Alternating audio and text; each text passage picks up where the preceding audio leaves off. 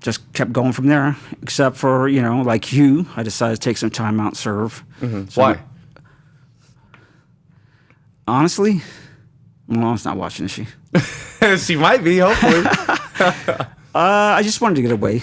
Yeah. It was really my motivation for doing it. I felt stuck. Mm-hmm. I was 20 years old, still living at home.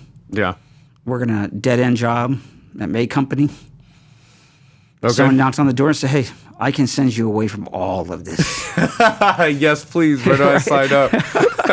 And I said, "Well, how far and how fast?" Mm-hmm. And they said, "You can be gone in 30 days. Is that too fast?" And this was like November, so I said, "Okay, like after How about Christmas." 60 days? Yeah, after Christmas. Yeah. I said after Christmas. So I did. In '84, I went into the Army.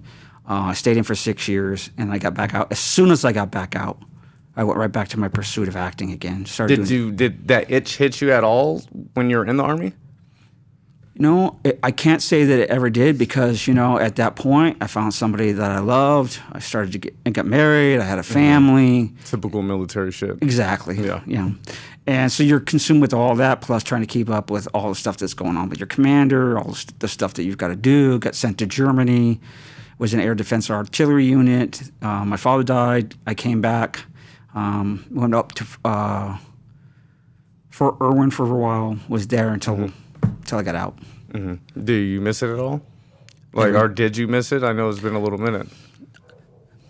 I didn't miss it when I got out, but I miss it every day since then. I can relate on so many levels because when you first get out, you're so just burnt out. You have to be on your P's and Q's at all time. People aren't really nice most of the time. You always got to do stupid, silly shit. You always got to do busy work. And at any point in time, you can get orders to say, hey, you're leaving here or you're deploying here. You're not going to see your family. I don't have to let you go home tonight. Right. All of this stupid shit that puts the stresses on you every day. A lot of people don't know the day in, day out of the military, especially back in those days. That was right before post-Vietnam and pre-Desert Storm. So it was like just fucking confusion. Yeah. So, yeah, that's a tough I got time. out just before Bush Sr. launched that first, was it a Operation Desert Storm? Mm-hmm. Yeah. That was in 90, right? A 90, yeah. Yeah. Yeah, because I went in 84 and I got out in 90. I had just gotten out. And it's like, within weeks, I had just gotten out. But no, you do. You miss the bullshit. I mean, you don't miss the bullshit, but you miss the camaraderie. The camaraderie that you cannot get anywhere else. Yeah. Because when you are serving with somebody and going through the thick at the grind and the holy shit, I might die today, you develop a different type of bond with people. And it's impossible to replicate. Yeah, and you reach hero status like way bigger than anything I ever did. Okay, I served in peacetime. There's nothing really going on. Reagan was bombing Lebanon every once in a while. I didn't have the amazing career that you had, but it was definitely a different time. It's a different time now. Yeah, sissy times.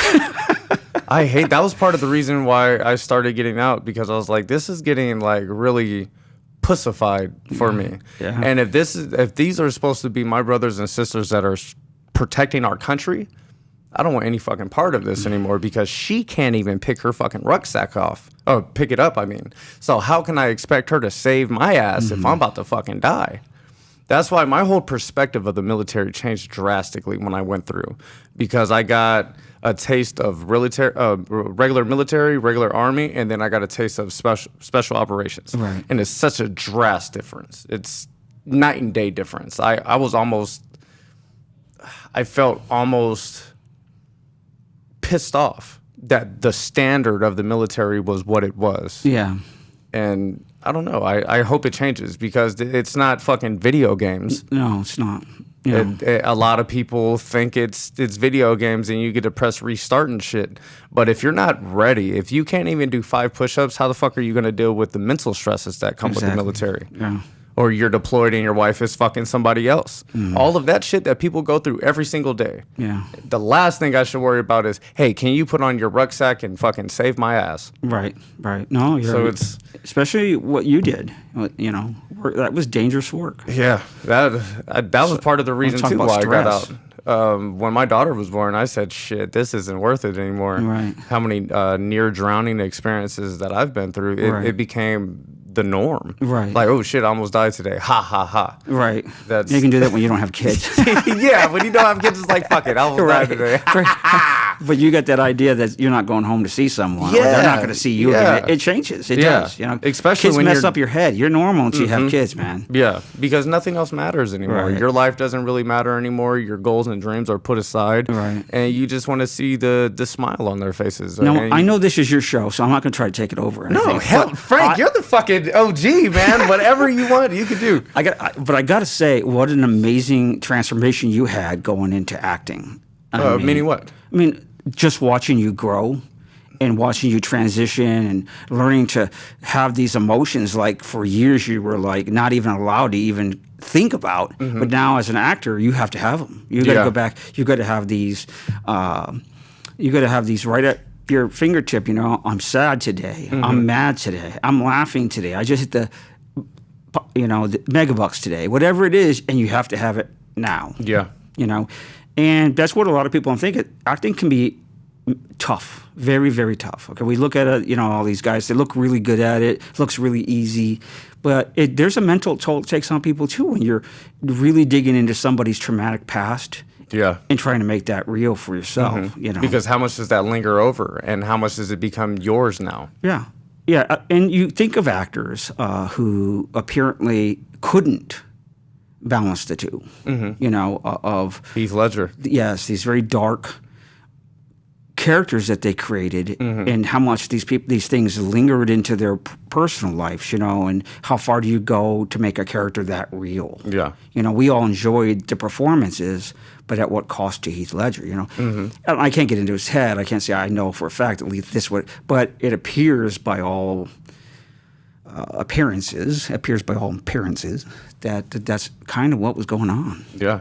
Yeah, I mean, it's hard. You know, of all people, when you dive into a character, I've learned everything from you. So when you dive into a character, you have to really get into the deep end of everything. Have the no's and the whys and the yeses to every single question that may arise. So when you have a role like the Joker, or you have a role like Jeffrey Dahmer, where you have to really dig in and truly believe what you're thinking. Yeah. Oh, I couldn't even imagine how that feels. Yeah. The darkness. And then to constantly do those same, well, not same, but similar roles over and over and over, or even like a show like, let's say, Grey's Anatomy. Right. They were a doctor for 17 years, 17 seasons. It's like, shit, do you really know some shit? How much of the script did you really read and research? We could stop them there, because I don't think they were actually cutting open any bodies. Right, give the respect to the Yeah, actual that's right, doctors. that's right, yeah. What about like Andrew Lincoln on The Walking Dead? If you're Yeah. killing zombies for That's 10 right, years, yeah. shit. Yeah. I would hope that you're at least a pretty good marksman by then. You would hope. You would hope.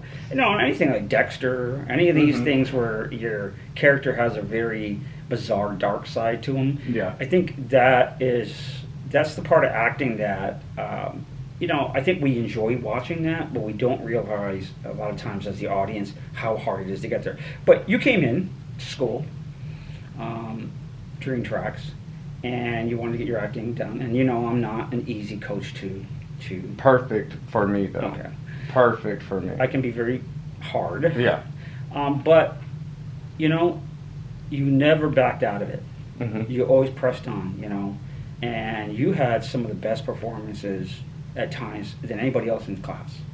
And you quickly went from, like, your basic classes, your intermediate classes, to getting into some of those classes where, you know, you're getting your ass chewed Mm-hmm. constantly. Oh, you taught me the deepest lesson ever, whether it was directly towards me or if I was just a part of it. It was, excuse me, the lack of preparation. I pride myself on being prepared. I just had no idea how to prepare as an actor. And I learned that shit very quickly by sitting in your room saying, hey, what the fuck are you guys doing here if you don't even know your lines? Right. You don't even know your fucking lines, and you're here, you're paying me your money for me to coach you, and I can't even coach you or teach you because you're not even ready. Right, you don't even have the foundational skills done. I fucking went home and I said, never again. Never fucking again will I not be ready. It's frustrating for me because it's a pride thing, because I know I'm new, and I know the value that you provide. And if I'm not adequately processing what you're giving me, then I'm not going to be able to grow the way I want. And you grew. I mean, faster than just about anybody in class. Oh man, I appreciate I'm serious. it. I really do. You ever got a lie on this show? No, I appreciate it, Frank. I think you know what I'm talking about. I think you know some of those difficult moments that you hit. You know, and it wasn't really that you were there for 10 years or 5 years or 3 years or whatever. You were there a year. You know, and this business, 3 to 5 years. You know, is basically learning how to break down the walls that you put up over the years, and then allow every character that comes along to have a little piece of you when needed. Yeah, it's not. We make it look easy the way that sports people make, you know, shooting a basket easy or throwing a free throw easy. You know, it looks easy when you're watching it, but the process it goes into becoming another character is not an easy process at all. Your character breakdown class was fantastic. That was by far the best thing I've ever done as an actor. Being able to sit down and create a character, which in turn create a story and eventually a script from that character. Right. It teaches you so many of the building a little deeper things. character. Yes. Yeah, I forgot you did that. That's right. And that was such a phenomenal time. I would actually love to come back and do it again. Yeah, I'll probably do that again sometime this summer. Yes, I just offered it to the school and everybody turned me down. Like, we don't want to go through that emotional pain anymore. No, fuck that. That was fantastic. And right before that writer's class started, I sat down with Jamie Turner, the showrunner for All American. He's a really close family friend. And he said, hey man, if you ever have a chance to get into a writing class, it's going to help you learn so many different ways from different aspects, and it's going to help you become a better actor. And then coincidentally, maybe within 2 weeks, that class started. Right. I said, oh shit, these are signs pointing that I need to join this class. Yeah. And that was phenomenal. But that was by far your best performance ever. I mean, I think everybody hands down knew that you had nailed that role so well. Do you think so? Oh yeah. I put in a lot of work, and as soon as we were done, I was thinking back, and because I reflect a lot. Yeah. And I was like, oh, there's little things that I could have done better. But you know what? It's just practice. It is. It's what just it is. Practice. Johnny Depp, all these guys, they could go back and look and say, oh, I wish I had done this, or I thought about this when I was going to start, but you know, it didn't feel right, and so I didn't do it, but I wish I had, or whatever. But when you get going with the character, just the character's going to do what the character does, you know. And that keeps you out of your head, keeps you in the moment, and I think that's what separates talented, good actors from people who kind of mingle around in the business, get a role here, get a role there, but they never have that meaningful career. You know what I'm saying? Yeah, for sure. And shout out to Jeremiah too. You wrote a phenomenal script and story for me to really be able to dive into the character. Yeah. I would actually like to see that become a TV show or something, because it was so much shit going on. You know, you had the civil war amongst the community, and then you have a pretty much an internal civil war with the brothers, and then you know the backstory of the dad and how he influenced everything, and the separation of how one went this way and the other went that way. So I was like, damn, Jeremiah, good job, man. It was a good script. Yeah.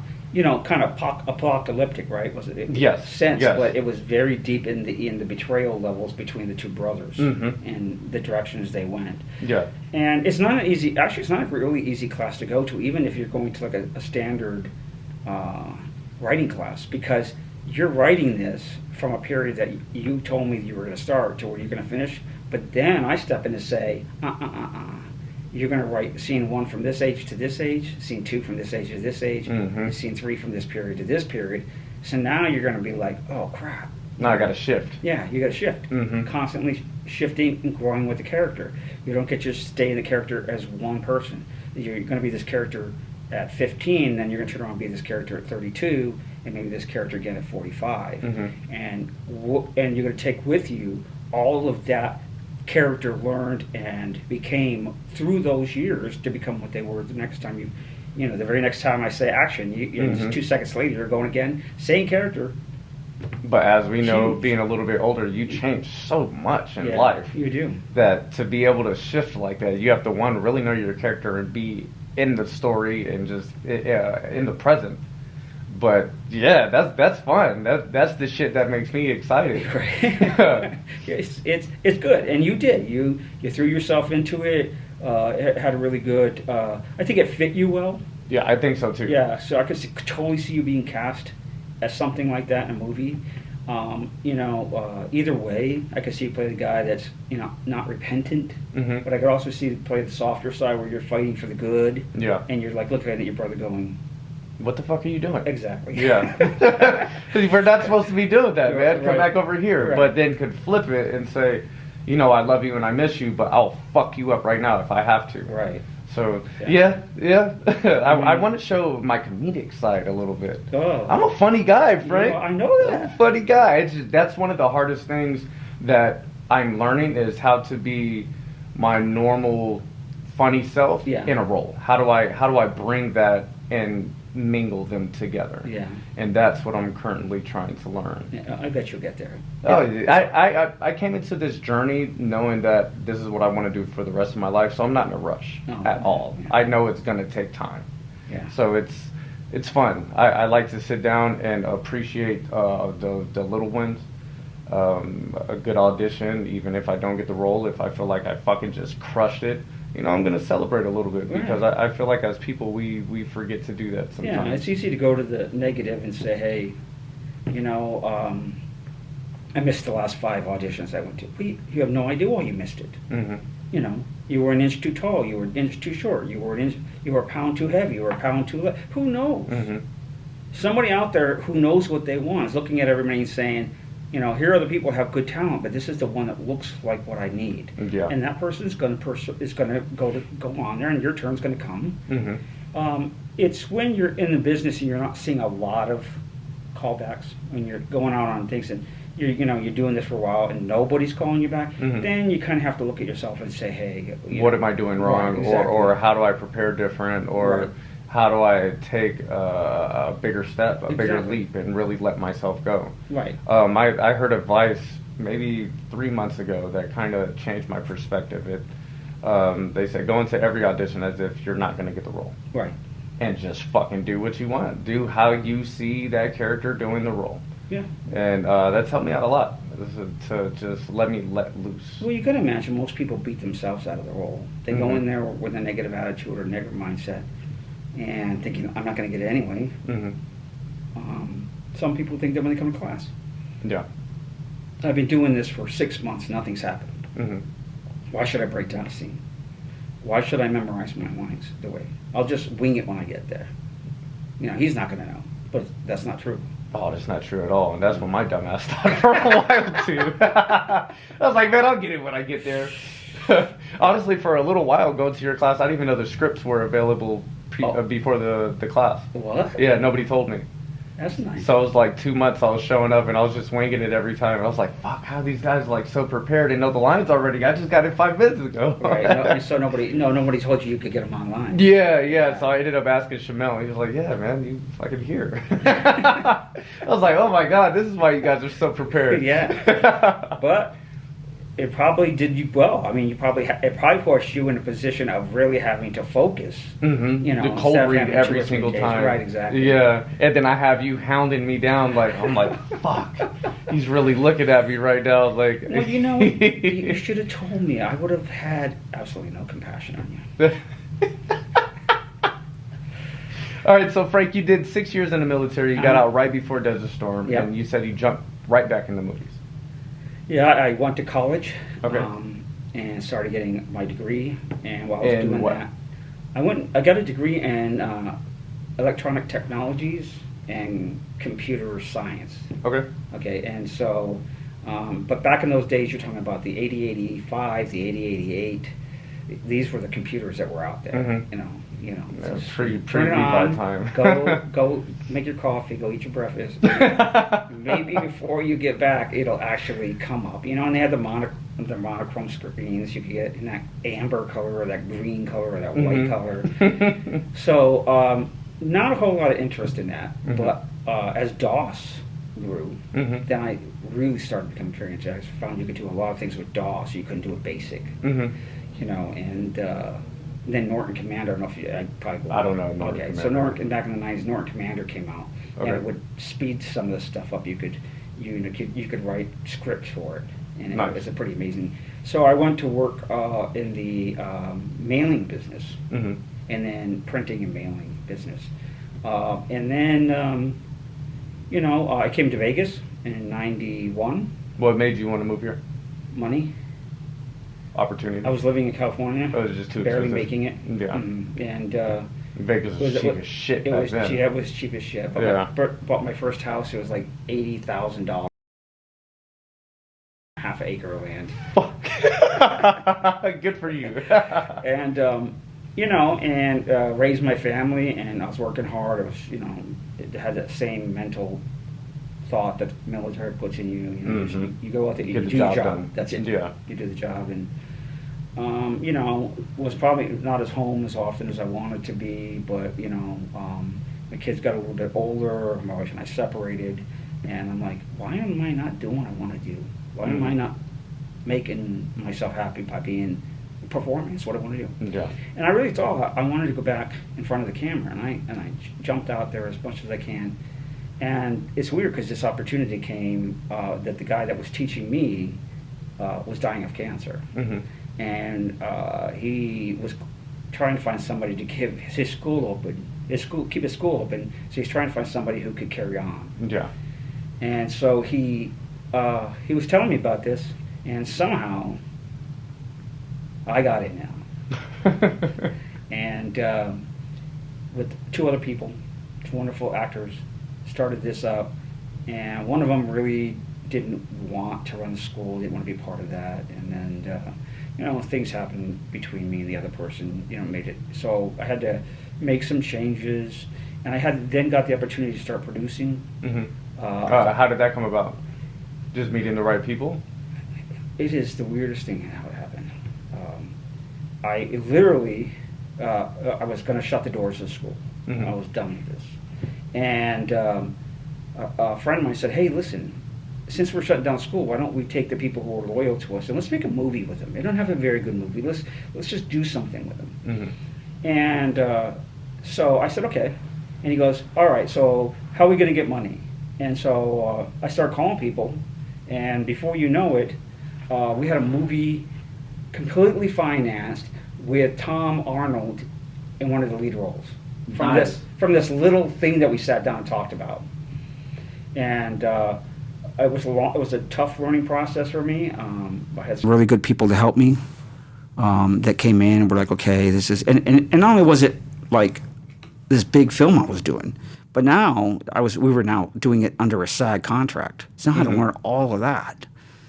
I like Tom Arnold. He's a funny guy. And he did a great job. Yeah. He was really good to work with. I know people don't find him that way. I did. People think he's a prick?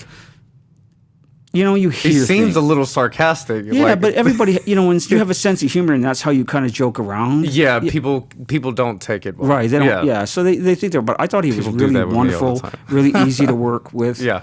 And then immediately, like within months, I started my second project, which was a family film, Project Puppies for Christmas. So, Which you got a lot of love for. Yes. Yeah. And then I decided, well, I'm loving all of this. Why am I quitting it?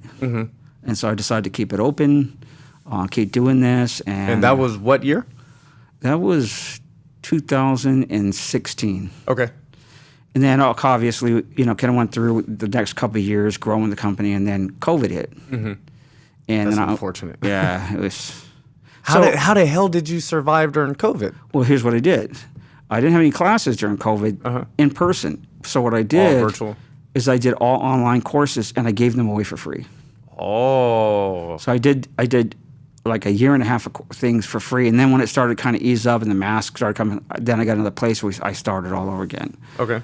And started putting together the program that you've been through now, putting through the steps and everything else that I had been, learning and knowing and doing for a long time. Started putting them together and making this work. And then came right back from COVID with that, and the school just started growing like crazy. Nice. And that was DreamTraxx. Yeah. Because I know you did, what was the name of the company before? One Media Productions. One Media. Yeah. Okay. So what made you want to, One Media, you said you were with 2 other actors, right? Or people just in one other film? guy. One? One other one? What made you want to split?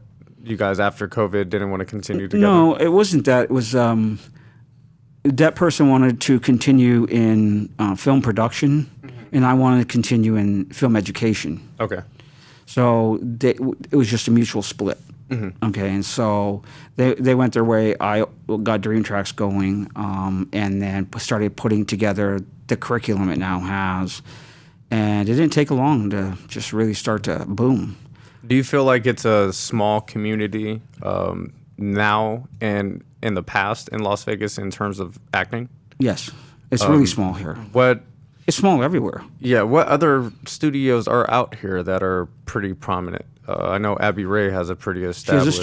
She has her studio. And then I think there's just a few other teachers. And then there's that DK that I believe is over on...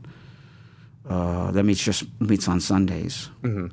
But I don't think anybody has the extensive program that DreamTraxx has. Yeah. It's... Hell yeah, talk your shit. Because Yeah. I truly believe in DreamTraxx and everything that you're doing. Not even including myself, but just watching my peers and the growth that they have had. Evan specifically, I remember when I first met him, he was very, very shy and soft-spoken. And then I remember maybe 6 months later, I was sitting there watching him. I was like, damn, Evan has gotten pretty good. He's fucking kicking ass up there. Yeah. So it's I truly believe in everything you're doing, and I feel like you have to implement it. Yeah. The scene breakdown, the character breakdown, everything. It helps so much. It helps so much. Yeah. The thing is, sometimes if you're not like understanding where I'm coming from, you can kind of look at me as like, why does he have to be such a hard ass about things? But if you understand that sometimes when somebody's tough on you, it actually starts to work your brain a little bit more. You'll understand that I'm not trying to make you feel bad. I'm trying to make you think about what I said. If I just said, hey, that was, good. And then you walk away thinking, okay, he said that was good. You will never, ever be good. Yeah, you'll never grow as a person. But if you tell me, hey, I don't want to fucking watch you anymore, go sit down. Yeah. I'm going to really think about, holy fuck, what did every single little thing that I did wrong, I'm going to figure it out right now. I never did that. I feel like you can't be an actor until you get told that at least once. Hey, get the fuck out of here. That's horrible. And I know. I was fucking doing it. Right. As I'm doing it, I was like, oh, this isn't too good. No, it's not fun. Take me back, Army. Take me back. Yeah, you guys are a lot nicer. Look what the fucking 80s and the Army has created. Yeah, I know. It's bad. But, but you can see, just watching you grow, amazing. And, as the acting coach, I see it. I don't think sometimes you see yourselves growing as much as the acting coach. I'm like, damn, he was just messing that up. Now he's got it. You know what I'm saying? Hey, that was actually pretty good. Yeah. And that's the path that you got to take. Now, especially with this new studio coming to town. Oh, I'm glad you brought it up. Good segue. I wanted to ask you about that. So how do you see the future of film in Las Vegas in the next 5 to 10 years? It's going to be amazing. Okay, it's going to be amazing. Sony and Mark putting things together is just going to be. They're not going to come in here and like throw something together. It's going to be first class. And the truth of the matter is, let's just be honest. We have to be able to compete. Yeah. You can't ask Sony to come here and say, "Hey, I'm in Vegas. You have to hire Vegas actors." If Vegas actors are not willing to have the same work ethic or work just as hard as the people who are trying to break in Los Angeles do. You wouldn't get away with that. You know what I mean? You got to work hard. Yeah. It's not great money in the beginning, but as you get better, you start pulling some of these bigger contracts, that's more than a doctor makes in a year. You're going to be pulling off in a couple months. Yeah. You know what I mean? So my goal with the studio coming, and I believe with all my heart is coming, is to take the school and say, okay, we have this mentality that we're going to be the best. Now we have to kick it up a few notches, because now we're not competing against just people that live around here, or sometimes competing against people who live in Los Angeles and hoping they pick us from Vegas. Now they're going to be here. They're going to be looking at you first before they decide to go somewhere else. And you got to have your game. It's got to be on. How can us younger actors prepare? Well, you got to take it you got to take the same approach that an athlete would take to wanting to make the major leagues. You got to look at Hollywood or what they're doing down there, the studio work, the networks. That's like the World Series or the major leagues of acting. And you're not going to get there playing basketball once a week. You're not going to make You're not making the NBA. You're taking a few grounders once or twice a month. You're just not going to make it. The muscle memory isn't going to set in. Yeah. And you know as well as I do, a lot of acting is muscle memory. It's when muscle memory starts to really kick in that you can kind of relax your own mental thoughts. Yeah. And start allowing your character to just take over. Yeah, exactly, and have that more freedom. And so I think what really people have to do is they have to say, this is really what I want, and I'm willing to work as hard as I have to get it, and I'm not going to be beat out by anybody, whether they live in L.A., New York, or right here in Vegas. And you got to take that approach, and I'm taking that approach to the way I teach. Yeah. I want people to say, yeah, I don't have to go to L.A., I can find that here. So do you kind of want to create pretty much a funnel from DreamTraxx to Sony and whatever? It's a damn subway straight over there. You get you walk into the school, get on the subway. 2 minutes later, you're in Summerlin. Now, do you in this perfect scenario, which I fucking 100% know it's going to happen for you because I believe in you? Do you dictate on who is ready for that subway, for that to hop on that train ride? And here's why. Okay, so because that's your name attached. That's my name attached to it. True. Yes, my name is attached, but so is the school's name is attached, right? So I send somebody over there who's not ready to be an actor yet, and they're calling me up, say, Frank, what the hell is this? So even now, if somebody comes to me and they say, hey, I really like this guy's look, are they ready? I'm saying, maybe. I'm saying yes. Sometimes I'm saying no. Maybe not that much dialogue yet. Maybe put him into a smaller role, something like that. Of course, do people get pissed off at that? Yeah, they want to be the big star right away. But I don't understand why anybody want to destroy themselves early on for some hidden sense of glory that you have, because you're not going to get it. Maybe it's money issues. I feel like it's just people think that you get fame and accomplishments overnight. Or maybe in this society, you kind of do. Unfortunately, because you never learn hard work. You never learn the grind of what it takes to get to that place that 99% of people have to take. Right. No, and you're right about that. And that's really going to boil down to what it takes. The people who are going to make it from Las Vegas are going to the people who work like they're trying to make it in L.A.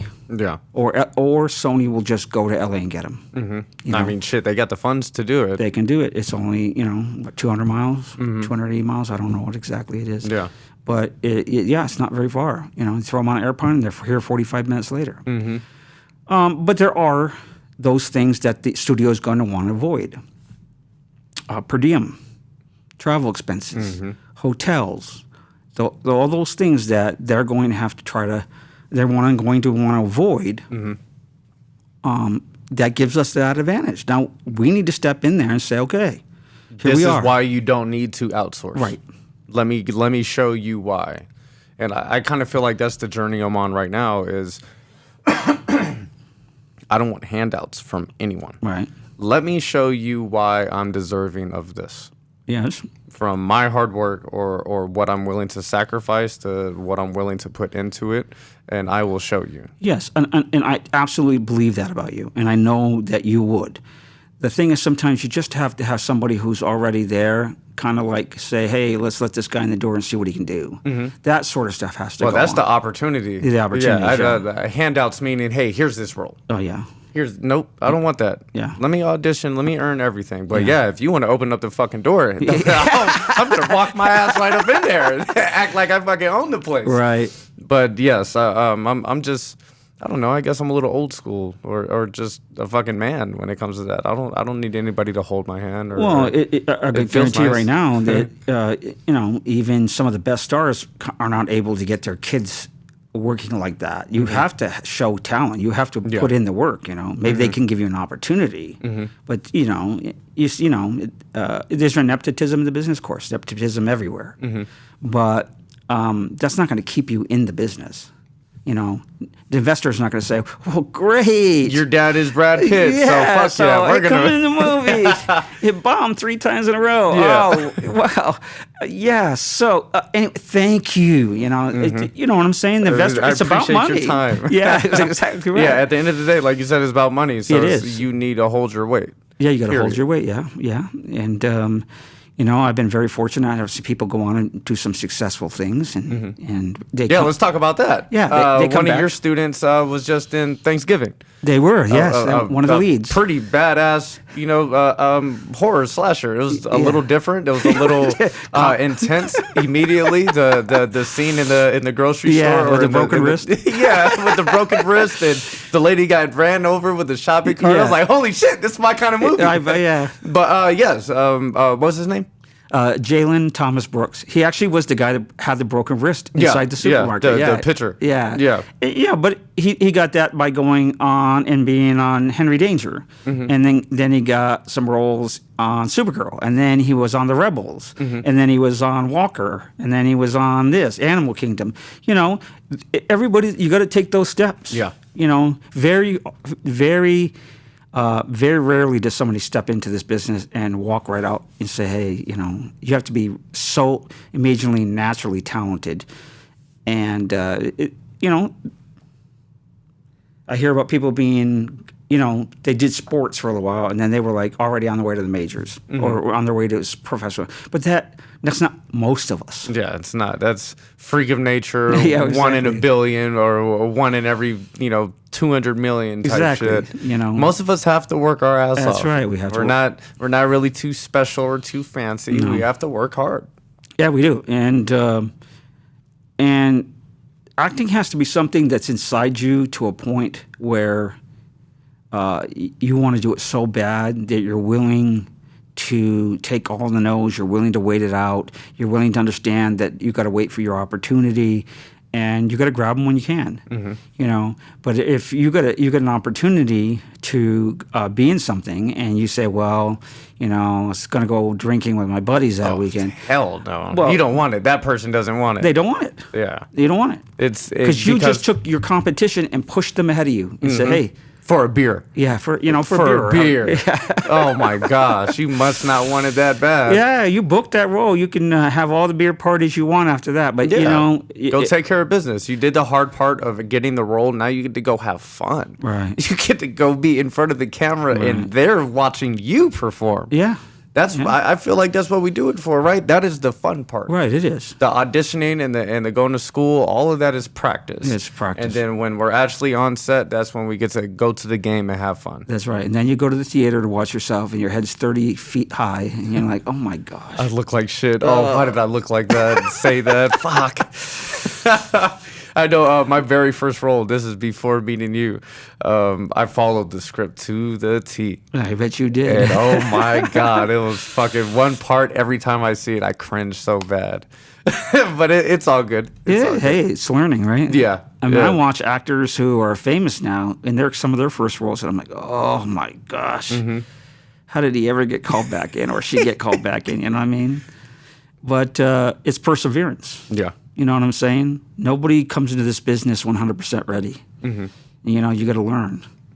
Just because your father, was Martin Sheen doesn't mean that you sit on a set that means you know how to act. Yeah, exactly. You know what I mean? You got to go out there and you got to do it. Yeah. And it's probably one of the most rewarding fields, I think, because not only do you know when you give a good performance and you can have that self-satisfaction, but there's times when you give a performance and somebody walks up to you and says, "Hey, you were in that movie, huh? I remember that." And some of these people like remember like you were a blip. Yeah. You know what I mean? And they still remember. And they remember, because to them, they're movie junkies. Mm-hmm. They know it all. And sometimes somebody comes and say, "Hey, I saw your character on that. I used to be a junkie. I could really relate to that. Man, it really broke me down, made me think about my life." You know what? That's an amazing place to be in. Mm-hmm. But if you're the serial killer and somebody comes up and says, "You really inspired me," then it doesn't feel as good. Right. Like, hey, man, I don't know if I'm inspiring the right direction. Right, but yeah. You just stay right here. Yeah, that's what I want to play. I want to play a killer. Do you? Yeah, I want to play a killer bad. I've been getting... So I got a couple kind of killer roles. Yeah. I'll be in this movie called LA Undercover 2, and I play an inmate who stabs somebody. That's all I'm gonna say. Okay. So that was like my little taste. I've killed some zombies before and shit like that, but I want to play the lead bad guy. Yeah. Let me be fucking evil. Evil but charming. Mm-hmm. You got to be evil and charming. I feel like John Travolta and Nicolas Cage in Face Off. Both of them had both of their times to shine as the bad guy, and they did a phenomenal job. They did, yeah. Yeah, that's a really good It was movie. one of my favorite movies for a long time. Yeah, that's really good shit. It is, yeah. Yeah, so, we've made some changes lately and really started to focus back on acting over at the studio. So, and I think we're up to about 88 students. Oh, shit. Yeah, including kids and everybody. But, I take the same approach toward everybody. You want to come in there and do the work? Let's do it. And that's what DreamTraxx stands for.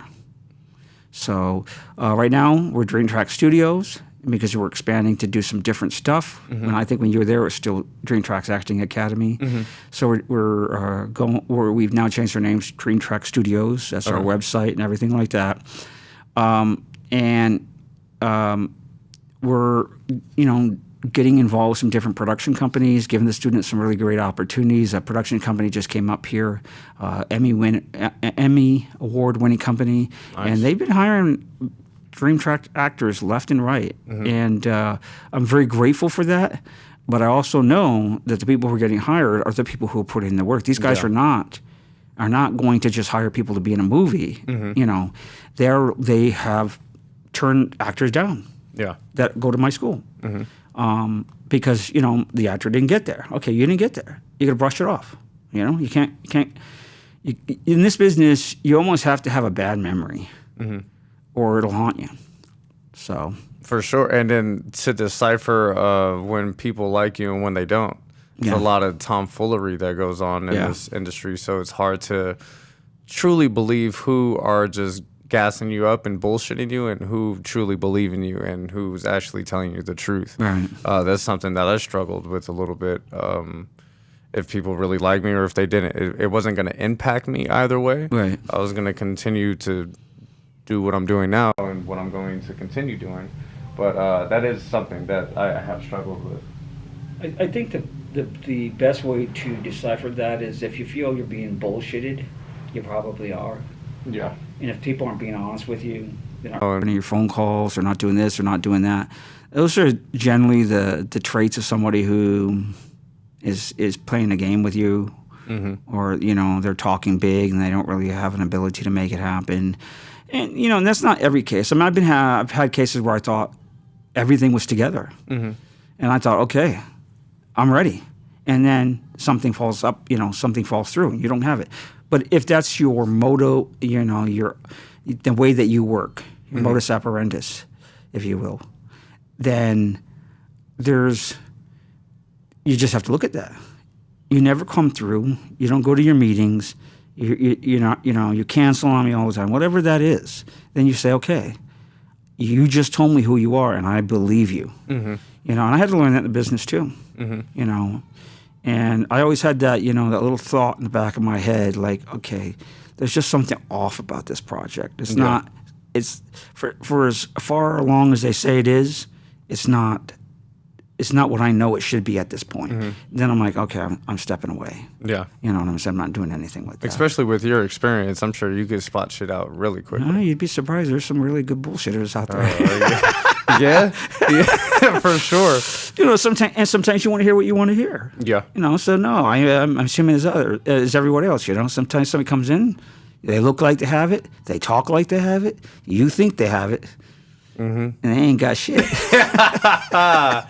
Yeah, you got to fake it till you make it, just until, you know, when the time comes for you to actually walk, you got to put those big boy pants on. Yeah, that's right. But it's like that Beatles song, you know. What's that song? You Can Drive My Car. You could drive my car. Yeah, and the lady's trying to convince him that she needs a driver to drive his car. And then he goes, okay, I'm ready to drive your car. I'm ready to be your driver. And she goes, well, I don't have a car, but I got a driver. And that's a start. You know, and, you know, maybe that works for some people. Yeah. So with the people in your at DreamTraxx, how do you advise them on what they should go after? Like, are there opportunities to be in shorts or feature films that are just like red flags? Hey, no, I wouldn't really do that, or that's not good for you. Well, I think what's important is that legitimacy of project. Okay. Are you going to get paid for every project up front? No. But on the other hand, they're willing to hire you. So you're going to do some of that. You know, starting small. Go on a set, be an extra. Learn, watch, listen to what's being said. You know, I like to get you guys taught right away. What does it mean? Reset, back to one, all that stuff. Eye lines, all that. I like you guys to have that right up front before you step on a set. Yeah. But getting on, listening to people, listening to the director talk, you know, watching how the process works, without having to worry about whether or not you blowing your line is going to have an effect on the overall outcome of the film. That's a good place to start. What I've been catching myself doing is, because I'm really enamored with the whole process, is when I'm not involved in a scene, I'm going to the cameraman, or I'm going as close to the director as I can. And like you said, just soaking in everything that they're saying. That. A lot of them like it. They like to know that you're interested in not just yourself, but how is the whole process work? How can I impact the overall quality of this film? Right. Do you need me to go grab a light? Right. Do you need me to hold papers? Right. Do you need me to slate? What do you need me to do? Because I'll fucking help. I just want to be involved. Right. I feel like I have learned what I will and what I will not do, or what I don't really want to do early on. Luckily, I know some people are saying, yeah, I'll be an extra anytime anytime and any availability I can get. But for me, I've learned, like, if I'm an extra of 300 extras and I'm kind of pointless and just sitting around, I'm not enthusiastic. Right. I'm not going to be able to keep my smile and keep my positivity up. So that's something I kind of shy away from. Yeah, smaller projects are good. Get in, be a PA. Oh, yes. Yeah, I'll do that. Yeah. Hell yeah. Get in there and just help somebody else, because you're going to learn so much. And what you're going to learn a lot of the times is the problems that the crew face trying to make your scene work. Yeah. You know, and a lot of actors, that's a good place to be, because you've got to learn. You know, you're saying, okay, you know, you're sitting in your trailer. These guys are all pulling their hair out because they're under pressure to get this scene right. The lighting's not working. The sound's not working. There's 400 airplanes flying overhead. Whatever it is. Yeah. And you got to have that empathy. And when I started doing producing, that's when I started to really get to know the crew and wanting, talking to them and understand, these people are so passionate, just like us, about what they do. Yeah. And they want it to be right, because their name's going to be on that, on the scrolling up at the end of the credits like everybody else. And they're very passionate what they do. And I think in this business, because it is a bit of an art, it is art. It's a visual art that people are very passionate about what they do. And it's an incredible opportunity to do that, to work with those people. Yeah, it is. And I've been realizing that some directors are looking for interns. I don't know if you know Bobby and Renee Peoples. I just worked with them a couple weeks ago. fantastic time. Amazing people that really fucking work hard. Yeah. And they had interns or like you said, PAs/interns on the set, just learning, Right. just getting the terminology down. Right. You know, all of the little things that make such a big difference. Yeah. If you say blocking and I say, oh, I don't know what the fuck you're talking about, Right. that's not really a good sign. No, it's not. Or hitting your mark, or all these things that a lot of times acting schools don't look at. They just look at how do I make you an actor, or how am I going to teach you this philosophy or that philosophy, but they don't teach you practical things. Yeah. Marks, hitting your mark, your eye line, watching your breathing. This is something right now that I'm really hammering at the school. Breathing.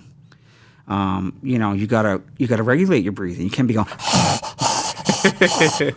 on in the mic. Yeah. It's like what the hell, and that's something I never even thought of, especially being a smaller person myself. Like for bigger people, I know they're having some have breathing problems and shit like that. Yeah. But I wonder if they hold their breath or something. you got to learn to regulate your breathing. Deliver the line with the breath. And it's crazy because some people will snort and they've been doing it their whole life, so they don't even know they're doing it, or they're clucking their tongues, or they're slapping their pant leg. hand. Yeah.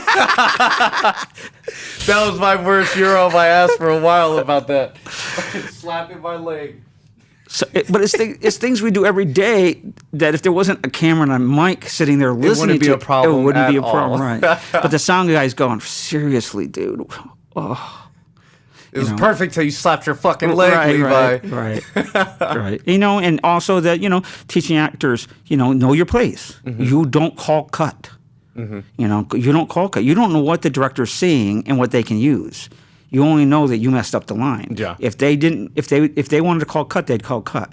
Until then, you just keep going. Yeah. Because they're seeing something. Yeah. It may not be you, but it might be the other actor, and you just, fucked it up for everybody because you're so much in your own head. Right. Yeah. So, and that I really believe in listening and reacting. Yeah. Listening and reacting. So it has much more of a much normal feel to it when you're actually listening to the person and then you're reacting to it. That was one of my biggest growths that I've made with you. It's just, hey man, get out of your head. Stop worrying about what to say next and listen to the person. That way you won't jump over their lines. You won't, fuck them up. Your reactions will be more natural. Everything will flow. Your tone of your partner will be similar because you're actually listening and reacting versus just speaking. Or trying to own the scene, and then blowing the scene because you wanted to play it your way instead of letting the scene just have its own chemistry. And I can see why, studios want to have these major chemistry reads because they want to see who's listening and who's reacting and who's talking and who's being able to do it naturally with each other.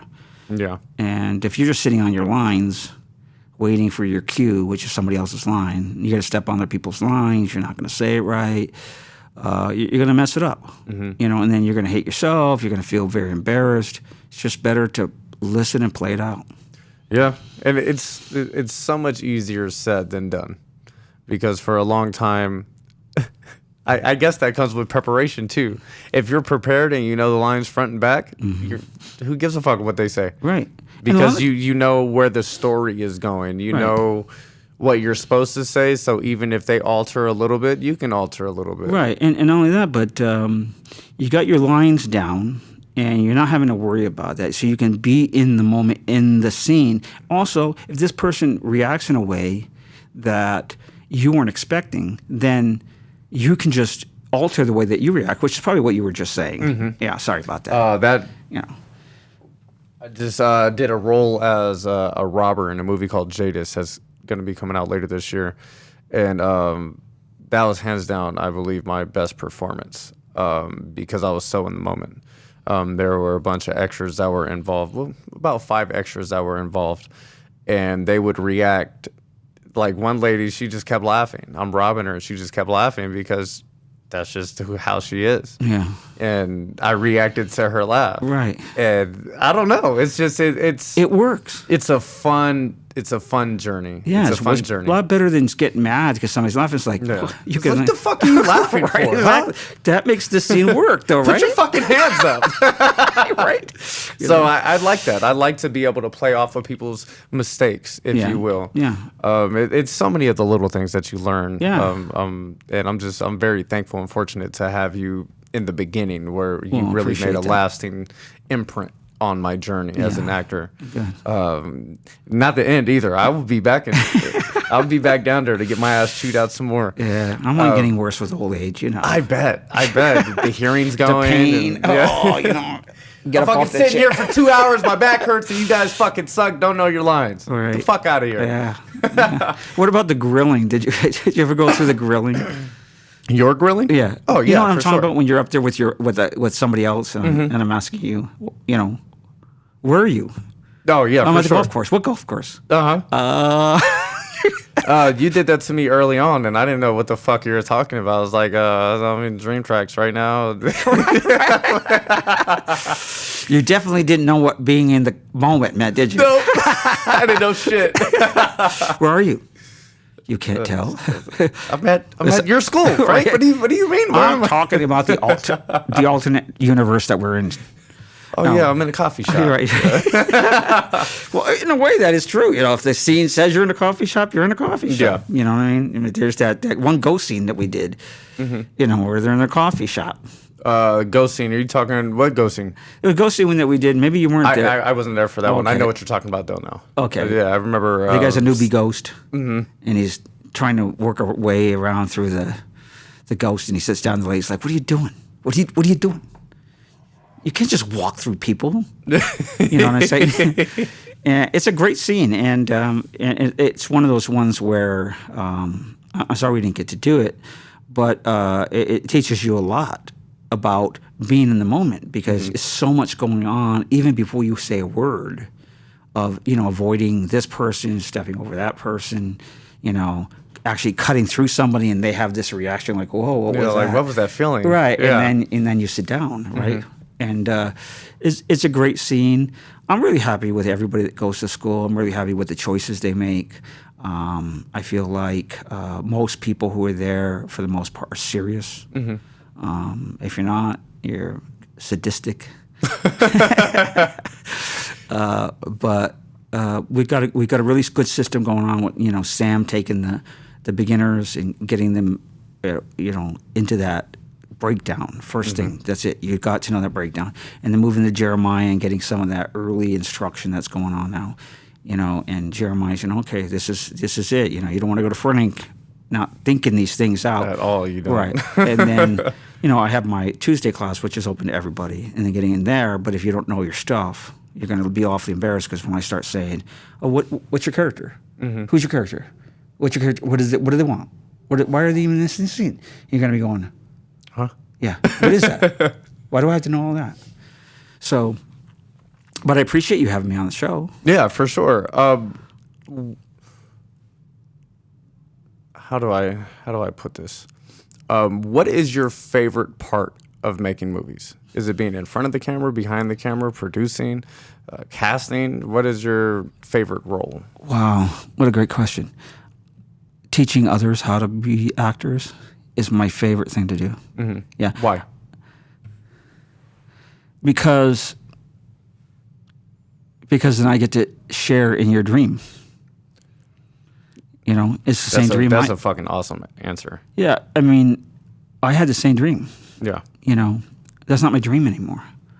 But when I see you or somebody else, and you know you nailed that shit, and it's in your face, and you say, "Oh my gosh, I really acted for real. I became that character, and I know it." You know, everybody's applauding, and you're doing all this, and even at that one small moment. And then the other thing that I love is when people come back.